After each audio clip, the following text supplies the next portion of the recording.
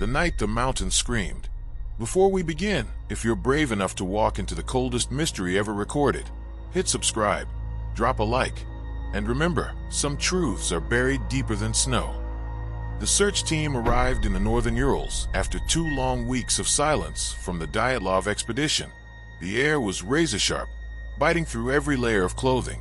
The sky hung low, the color of old iron. The rescuers knew something was wrong the moment they spotted the first sign. A single ski pole, half buried in snow, standing upright like a grave marker. As they climbed the ridge, the scene came into view. A collapsed tent, half covered in frost, its canvas ripped open from the inside. Snow had drifted through the torn fabric, blanketing the hikers' gear, boots, coats, food, all left behind. It made no sense. These were experienced trekkers, trained for the harshest conditions. Why would they abandon their only shelter in a blizzard? Then came the footprints. A trail of bare and sock-covered feet led down toward the forest. The prints were strangely calm, not chaotic or scattered, as if they had walked, not run. The rescuers followed, hearts pounding. About a mile away, they found the first 2 bodies, lying side by side near the remains of a fire, barefoot, their hands burned and branches broken all around them, as though they tried to climb the trees for warmth or escape. Soon after, 3 more bodies were discovered between the tent and the forest. Dyatlov himself lay face up, his fists clenched with frozen determination. It looked as if they were trying to crawl back to the camp. But from what? The last 4 members were missing for weeks, until the thaw revealed a hidden ravine deeper in the woods. There, beneath 4 feet of snow, they were found in a small den, strangely dressed in clothes stripped from the others. One had a fractured skull, another had broken ribs so severe it looked like a car crash. And yet, there were no external wounds, no bruises, no weapon marks. Forensic examiners couldn't explain it. The injuries were too violent, too precise. The snow around the bodies carried no sign of a struggle. But the most disturbing finding came later: traces of radiation on their clothes. The authorities sealed the files, labeling it an act of nature. But the locals whispered a different name for that mountain: Koletsiakal, the Mountain of the Dead. When investigators reopened the case years later, one chilling discovery would rewrite everything they thought they knew about that night. The files they tried to bury. Before we continue, if you're still here, you're braver than most. Hit subscribe, because what comes next was never meant to see daylight.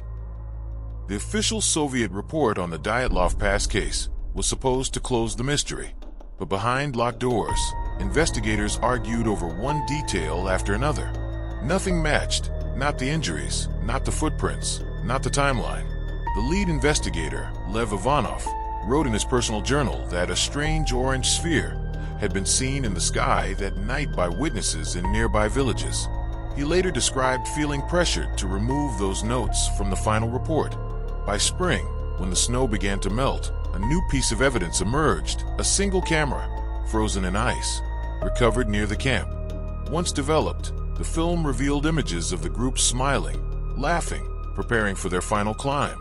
But the last frame, the very last, showed something else: a bright, blurry light against the night sky.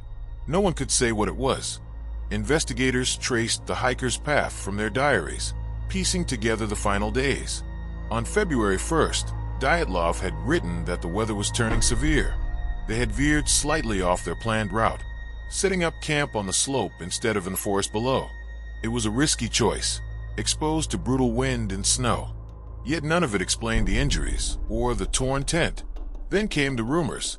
A few weeks before the tragedy, local Montsi hunters claimed to have seen flashes of light in that same area and heard a strange rumbling echo through the mountains. Others whispered that the group had stumbled onto a secret Soviet weapons test, perhaps parachute mines or radio experiments. The radiation on the bodies, the missing eyes and tongue, the sealed files, all pointed to something larger than an avalanche. Still, Ivanov's superiors forced the case shut. An unknown natural force, the report stated. But privately, Ivanov admitted he was being watched. His home phone clicked whenever he picked up the receiver. When he requested access to the hikers' confiscated journals, he was told they'd been misplaced. Years later, one of the original rescuers, now an old man, broke his silence. He described something never mentioned in the official report. The treetops near the bodies had been scorched, as if blasted by intense heat from above. He was told to keep quiet, for the good of the country. As the story spread beyond the Soviet Union, Western journalists began demanding answers. But when one independent researcher tracked down an old government archivist who claimed to have seen a classified photograph from that night, the man vanished before the meeting could happen. The deeper the investigation went, the clearer it became. Someone didn't want the truth uncovered. And when a final piece of film was found, one that never appeared in any public archive, it revealed something that would make even the skeptics go cold. Years after the Dyatlov Pass tragedy, a retired photo technician from Sverdlovsk came forward with a secret. During the original investigation, he'd been ordered to develop a roll of film from one of the hikers' cameras. But one negative had been removed before the reels were sealed in evidence. He'd made a copy for himself, terrified by what he saw, but unwilling to destroy it. Decades later, he decided the truth had to come out. The final frame showed the hiker's tent, faintly illuminated by a flashlight from within. The snowstorm raged around them, wind carving deep trenches into the slope. In the distance, the technician said, a glowing shape hung above the tree line, oval, blurred, and massive. It wasn't a flare. It wasn't lightning. It seemed to emit a steady, unnatural light. And in the lower corner of the frame, a silhouette appeared, one that didn't match any of the 9 hikers. When forensic experts enhanced the image years later, they noticed something chilling. The shadow was positioned behind the light source, not in front of it. Whatever was there, it had been standing uphill, closer to the ridge. But that area had been thoroughly searched during the rescue. Nothing human was ever found. After this revelation, independent researchers from Moscow and later Sweden revisited the site.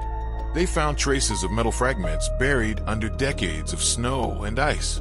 Some showed microscopic signs of high heat, like something had exploded above ground, then melted into the soil. The Soviet government denied any aerial activity in the area that night, but declassified Air Force maps decades later told a different story. A restricted flight path had been marked directly over Dyatlov Pass. Meanwhile, another odd discovery surfaced from an anonymous archivist: fragments of military communication logs from February 1959. One transmission read, "Test incomplete. Area contaminated. Retrieve samples at dawn." The date matched the hikers' final night. Still, no one could explain the injuries.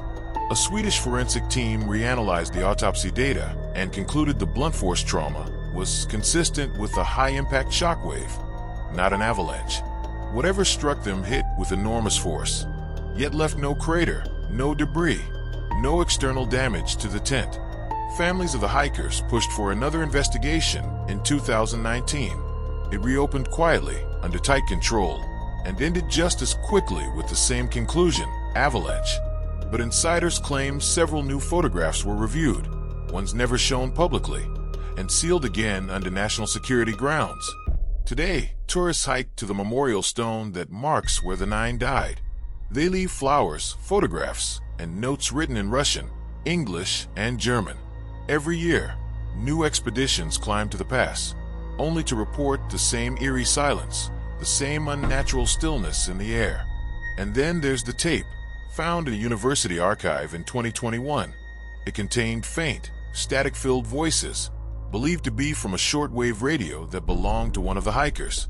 Only one phrase was clear enough to decipher: "They're not alone." Whether the Dyatlov group stumbled upon a secret Soviet experiment, were victims of natural terror, or witnessed something the human mind can't explain, no one can say. But one fact remains: something terrified 9 experienced hikers enough to flee barefoot into a sub-zero night. Something powerful enough to kill without leaving fingerprints. And even now, more than 60 years later, the snow still covers their secrets. But sometimes, when the wind cuts through the mountains at night, rescuers say they hear faint voices carried with it. Young, panicked, calling each other's names. Whatever happened on Dyatlov Pass, it never truly ended.